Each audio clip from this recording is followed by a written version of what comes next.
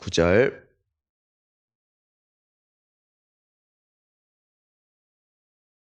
함께 봉독하겠습니다.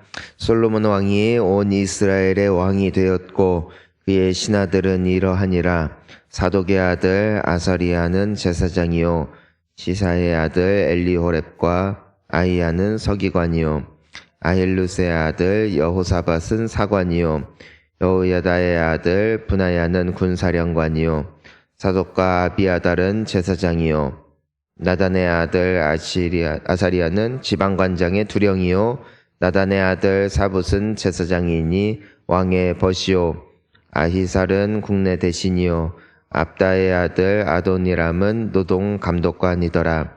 솔로몬이 또 온 이스라엘의 12지방 관장을 두매 그 사람들이 왕과 왕실을 위하여 양식을 공급하되 각기 1년에 한 달씩 양식을 공급하였으니 그들의 이름은 이러하니라. 에브라임 산지에는 벤후리요 마가스와 사알빔과 베스메스와 엘도 베떼기요 아룻봇에는 벤헤셋이니 소고와 헤벨 온 땅을 그가 주관하였으며 나밧 돌 높은 땅 온 지방에는 베나비나답이니 그는 솔로몬의 딸 다밧을 아내로 삼았으며 다낙과 무기또와 이스라엘 아래에 사르단가에 있는 베스안 온 땅은 아일룻의 아들 바하나가 맡았으니 베스안에서부터 아벨무홀라에 이르고 용느암 밧가까지 미쳤으며 길르앗 라못에는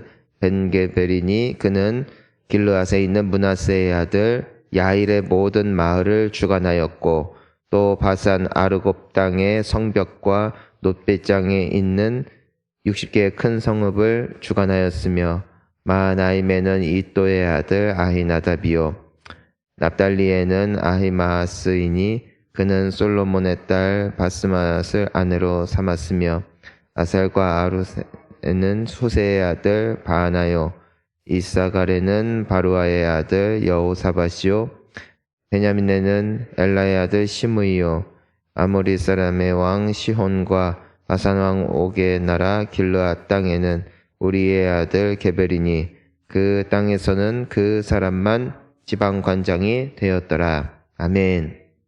할렐루야. 솔로몬이 왕이 되고 또 그가 간절히 하나님 앞에 기도했고 또 하나님께서 그에게 지혜를 선물로 주셨으니 더 이상 바랄 게 뭐가 있겠어요. 하나님도 있고 하나님이 주신 능력도 있고 하지만 그게 끝이 아닙니다. 사람이 아무리 뛰어나고 또 하나님께서 주시는 능력이 있고 또 하나님이 함께 하신다 할지라도 한 사람이 삶을 살아내고 또 한 사람이 맡겨진 여러 가지 일들을 하는 데 있어서 참 중요한 복이 무엇이냐면은 바로 좋은 사람들을 만나는 복입니다. 한 아이가 자라는 데 있어서 한 마을이 필요하다라는 옛 격언이 있어요. 그러니까 누군가가 다 각자의 역할이 있다는 것입니다. 가족이 중요하다 하지만 가족만으로 한 사람의 인격이 형성되지 않고 사회성이 개발되지도 않습니다. 여러 사람과 함께 만나고 뒹굴고 또 때로는 기뻐하고 슬퍼하고 때로는 좋은 일도 겪고 나쁜 일도 겪고 이러면서 사람의 인격이 형성이 되어지는 것이죠. 우리가 살아갈 때 있어서도 내가 편한 사람과만 일하지는 않습니다.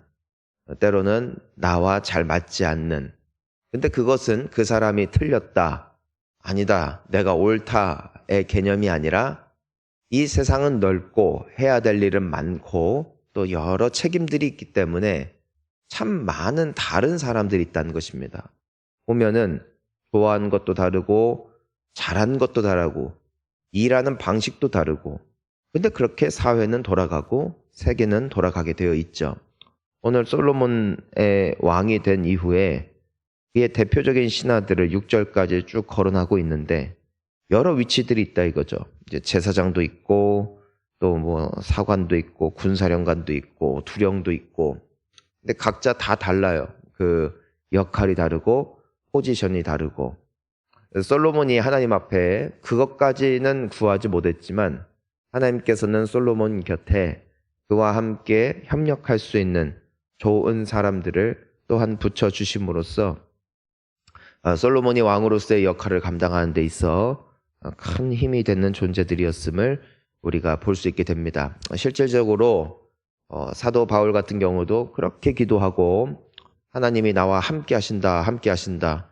당연하게 고백하고 내게 능력 주시는 자 안에서 내가 뭐든지 할 수 있다라고 말하는 것이 마치 하나님만 있으면 모든 것이 가능합니다. 하나님만 있으면은 아무것도 아무 사람이 없어도 괜찮습니다라고 표현하는 것 같지만 그의 곁에는 누구보다도 많은 동역자들이 있었다는 것입니다. 그러니까 성경을 보면은 사도 바울도 여러 번 또 강조하고 또 강조하는 것이 가급적이면 모든 사람과 더불어 화평하라고 되어 있죠.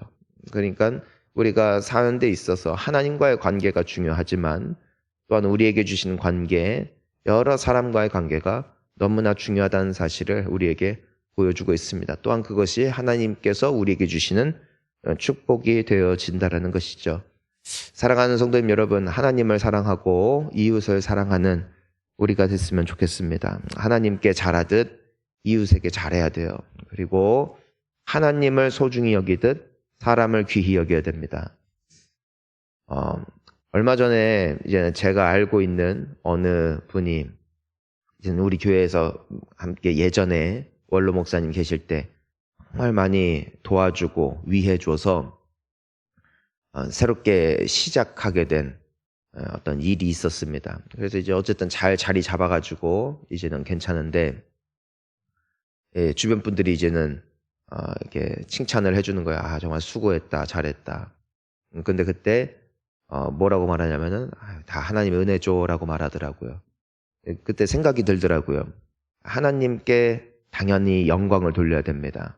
하지만 또한 그 일이 이루어지기 위해서 얼마나 많은 사람들이 희생했고 헌신했고 또 그것을 위하여 기도했고 눈물을 흘렸는지를 기억하지 못한다면은 잘못된다는 것이죠. 우리가 신앙인으로서 살아갈 때에 가끔 잊어버리는 것이 무엇이냐면은 자연스러운 인간다움입니다. 인간다움, 사람다움, 더불어 사는 데 있어서 기본적인 소양. 어제도 어느 목사님들과 함께 교제하면서 또 여러 이야기를 할 때에 그런 이야기가 나왔어요. 신앙생활에 있어 하나님 잘 믿고 그런 것도 너무 중요하지만 교회가 교회되게 하고 또 세상에서 칭찬받는 공동체가 되는 데 있어서 하나님을 사랑하는 것만큼 중요한 게 뭘까? 자, 따라하겠습니다. 사람이 되자. 사람이 되자. 사람다워져야 된다. 예전부터 우리나라의 좋은 전통이 무엇이었냐면은 원래 우리나라에 선교사님이 들어왔을 때 어린아이부터 나이 든 사람들까지 그러니까 거의 벌써 100년도 넘은 일이죠. 하나같이 그 대마에 중독돼 있었대요. 대마에. 아편. 그래서 왜 그런고 하니까 옛날 이제 중국에서 또 그로 인한 큰 사회적 문제들이 있지 않았었겠습니까? 그런데 선교사님들이 왔을 때 또 일본에서 나라에 대한 그 하나의 정책이었겠죠. 그 중에 하나가 남녀노소 누구라도 쉽게 그와 같은 마약성 쾌락을 즐길 수 있게끔 그러니까 사회가 병들게 되는 것이죠. 그것이 첫 번째 선교사님들이 보았던 사회적 큰 문제. 두 번째, 술을 너무 좋아해요. 다 주정뱅이들이야. 맨날 먹고 깨부시고 애들 때리고 아내 때리고 집안 거덜내고 이게 아주 완전 사회가 아주 난장판이에요. 난장판. 그러니까 그 사회가 병들죠. 자녀들도 그런 모습 보면서 불안해하면서 크고 또 가정이 깨지니까 사회가 깨지고 이것이 그들이 보았던 굉장히 위험한 것이었습니다. 그런데 복음을 받았단 말이에요. 예수님을 믿게 됐단 말이에요. 그런데도 못 끊는 거예요. 못 끊는 거. 아니 끊을 이유도 모르는 거예요. 그래서 아예 선교사님들이 그때부터 교육을 시켰어요. 교회 다니면 술 마시면 안 됩니다. 그리고 담배가 아니에요. 당신은 마약하면 안 됩니다. 그래야 구별된 게 보이지. 똑같이 놀고 먹고 마시면서 나 교회 다녀요, 나 하나님의 자녀예요 말해봤자 아무 의미가 없었던 것. 그래서 확실하게 구별되어진 것을 보여주는 하나의 지표가 이제는 그 전통이 오늘까지 내려오는 것에는 이와 같은 이유가 있다라는 것이죠. 우리가 이 세상을 살면서 동일한 거예요. 내가 교회를 다닌다 하면서도 똑같이 모여서 정치 얘기하고 맨날 모이면은 나라 걱정, 맨날 모이면은 세계 경제 걱정, 돈 걱정, 주식 얘기, 부동산 얘기, 자식 교육 얘기만 한다면 뭐가 다를까? 뭐가 다를까? 하나님의 사람이 된다는 것은 우리가 기도하고 또 말씀 보고 예배 드리는 것은 당연하지만 또한 구별되어진 인생을 살아야 된다는 것이에요. 여러분은 세상 사람들과 무엇이 다르십니까? 역시 교회 다니는 사람들은 괜찮구나 라고 말할 만한 분명한 차이점이 우리 가운데 있어야 될 줄 믿습니다. 그래서 하나님께 잘하듯 사람에게 잘하고 또 주님의 나라를 소망한다면 이 땅을 사는 가운데서도 하나님 나라의 백성다운 보기함과 더불어 또 하나님에게나 사람에게나 칭찬받는 우리 모두가 되기를 축원합니다. 우리 7절부터 보면은 그래서 어쨌든 간에 기본이 뭐냐면은 인사 잘하고 베풀고 요즘에 계속 사랑이 식어져 가는 시대니까 그것은 이미 성경에도 예고된 말씀이니까 뜨거운 사랑으로 모여서 서로 돕고 사랑해야 한다는 것이죠. 자, 7절부터 보면은 솔로몬이 또 온 이스라엘에 12지방 관장을 두었다. 그리고 그 사람들이 왕과 왕실을 위하여 양식을 공급하되 각기 1년에 한 달씩 양식을 공급했다.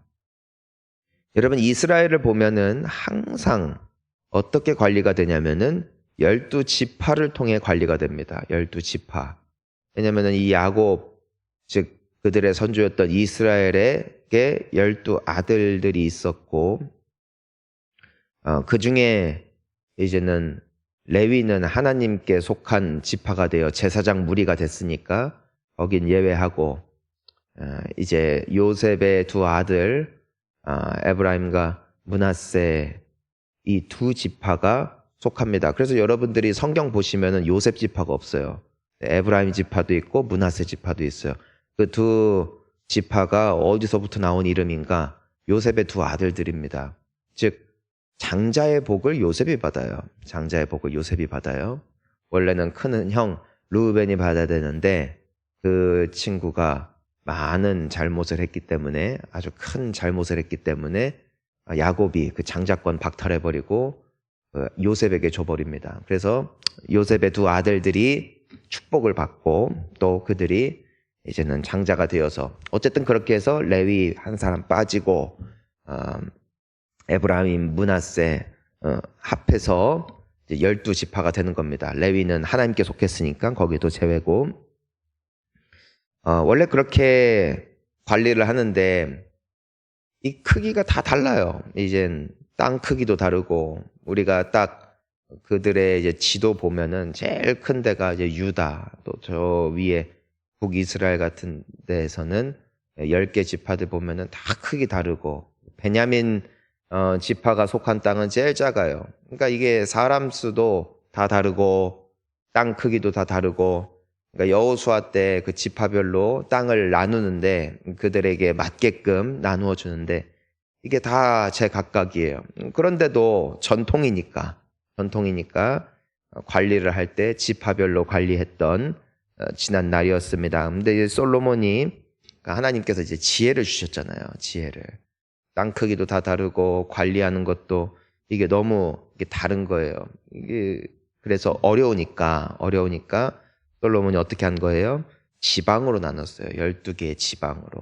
지파별로 나누지 않고 지역별로 나눠가지고 효율적으로 일이 돌아갈 수 있게끔 하는 것을 이제 보게 되어집니다. 그러니까 이제는 옛 사람들에게 봤을 때는 당시로서 말입니다. 아니 지파별로 해야지 그래도 전통이고 문화인데 라고 했을 거란 말이에요. 그런데 지파를 흩어버리는 게 아니라 관리를 할 때에 훨씬 효율적으로 할 수 있기 위해서 이 지방별로 나누어서 지파가 좀 섞이더라도 그것을 이렇게 효과적으로 하고자 하는 방법을 몰색했고 또 그렇게 지혜롭게 일하고 있는 솔로몬을 우리가 볼 수 있게 되어집니다. 여기서 우리가 생각해 봐야 되는 것이 무엇일까? 여러분 우리가 본질은 지켜야 되지만 그 외의 것은 마음껏 바꿀 줄 알아야 된다. 마음껏. 여러분 우리가 예배 형태 바꿀 수 있어요. 뭐 찬양을 뒤에 해도 돼요. 주기도문은 들어갈 수도 있고 뺄 수도 있어요. 하지만 신령과 진정으로 드리는 예배가 본질이에요. 여러분 교회에 여러 가지 프로그램들이 있어요. 바뀔 수 있어요. 성경 공부 뭐 없어질 수 있어요. 제자 훈련도 하다가 뭐 이제는 1대1도 뭐 그냥 안 할 수도 있어요. 교회는 프로그램을 하느냐 마느냐에 따라서 존재하는 게 아니에요. 하지만 예수 그리스도께서 머리 대신 교회임은 영원토록 변치 않는 본질인 것이에요. 여러분 교회 구조도 바뀔 수 있어요. 뭐 장로, 권사, 뭐 안수집사 이런 직분 구조도 다 바꿀 수 있어요. 하지만 우리가 거룩한 성도라는 사실은 그 본질은 변치 않는 것이죠. 회의를 할 수 있어요. 하지만 성령의 인도하심 따라 기도하고 정하는 것은 영원토록 변치 말아야 될 본질입니다. 우리가 뭐 새벽 기도를 오기도 하고 뭐 어떤 분들은 또 영상을 통해서 예배를 드리기도 하고 그것도 달라요. 하지만 본질은 무엇인가? 내가 잠잠히 주님을 바라보며 전심으로 주님을 찾아낼 때에 그리고 내가 주님 앞에 살아낼 때에 그것은 본질이라는 것이죠. 내가 뭐 예배 때 왔냐, 새벽으로 왔냐, 저녁에 왔냐, 집에서 했느냐가 아니라 내가 지금 이 자리에 와 있으면서도 내 정신이 다른 데 가 있다면 그것은 굉장히 비본질적이라는 것입니다. 우리가 살아갈 때에 여러분 계속해서 본질을 붙잡고 그 외의 것들을 놓고 싸워야 된다는 것이에요. 성경에서도 우리 교회 내부로는 서로 사랑하고 싸워야 될 대상은 악한 영, 어둠의 세력들과 싸워야 되는데 우리는 그 본질을 놓치고 영의 싸움을 싸우지 않고 육의 싸움을 싸울 때가 훨씬 많더라는 것입니다. 그러니까 이 솔로몬은 본질을 건드리는 것은 아니지만 그 외의 것들을 마음껏 바꿈으로써 효율적으로 더 지혜롭게 일하는 그런 유연성을 보여주는 것처럼 우리가 살아가는 데 있어서도 우리가 정말 지켜야 될 것과 또 싸워야 될 것, 버려야 될 것, 그리고 바꿔야 될 것을 잘 구별할 줄 아는 것이 굉장히 중요한 것이죠. 우리가 습관을 버리고 더 지혜로운 삶을 살 수 있기를 축원하는 것입니다. 여러분 어떤 분들은 온몸이 막 피곤해가지고 아파 죽겠는데 그리고 병원에서는 쉬셔야 된다고 그럼 새벽에 좀 오지 마세요. 자. 아파 죽겠는데 왜 와요? 잘 쉬고 건강하게 예배 잘 드려야죠. 아멘. 쓸데없는 거에 고집 부리면 안 돼요. 여러분 내가 10년 내가 교회를 섬겼던 20년 교회를 섬겼던 내 마음속에 어느 생각 그 봉사 때문에 예배에 집중이 안 돼요. 그럼 뭘 내려놔야 돼요? 빨리 봉사 때려치시기를 축원합니다. 그건 비본질적인 거예요. 본질은 주님 앞에 살아가는 거예요. 본질은 예배부터예요. 예배가 안 되는데 뭘 섬겨요? 예배가 안 되는데 다른 거 해봐야 무슨 의미가 있어요? 몸부림치면서 주님 앞에 싸워야 될 싸움은 딱 하나예요. 예배가 회복되기를 축원하고 예수님을 사랑하기를 축복합니다. 그 외의 것들은 다 비본질적이라는 거예요. 여기 서 있는 목사도 똑같아요. 마탱이가 가잖아요. 회개부터 해야 되는 거예요. 당연한 거예요. 근데 우리는 때로는 비본질적인 것 때문에 본질적인 것을 희생할 때가 너무나 많다는 것이에요. 저는 그래서 확신하는 목회자로서 확신하는 것이 무엇이냐면은 사역 때문에 자녀 교육이 안 되고 교회 때문에 가정이 깨진다면 교회의 사역과 예배를 어느 정도 정리하시고 가장 철저하게 지켜야 되는 본질은 먼저 주일 성수니까 주일 성수 잘 지키고 자녀와의 관계 회복시키시고 배우자와 친하게 지내시고 건강 회복하시고 행복하시기를 축복합니다. 그게 주님이 우리에게 이 모든 땅과 자연과 우리에게 예배를 허락해 주신 이유예요. 이것을 지키기 위해 그 모든 것들은 다 희생해라. 그것이 하나님의 뜻이 아니라고요. 하나님은 우리를 사랑하세요. 하나님은 우리를 기뻐하세요. 사는 길로 가는 것. 이것이 은혜의 통로인 줄 믿습니다. 그러니까 성경 보면은 솔로몬이 12지방으로 나눴다고 해서 하나님이 진노하지 않잖아요. 잘했다고. 네가 나를 사랑하고 네가 나를 경배하는 이상 그 본질만 놓치지 않는다면 하나님께서는 자비로우신 하나님이심을 우리가 볼 수 있는 것입니다. 신앙생활 잘하고 본질을 붙잡고 비본질적인 것들은 다 내다버리고 시간이 갈수록 더 예수님 닮아가고 풍성한 인생 될 수 있기를 축원합니다. 함께 기도하시겠습니다.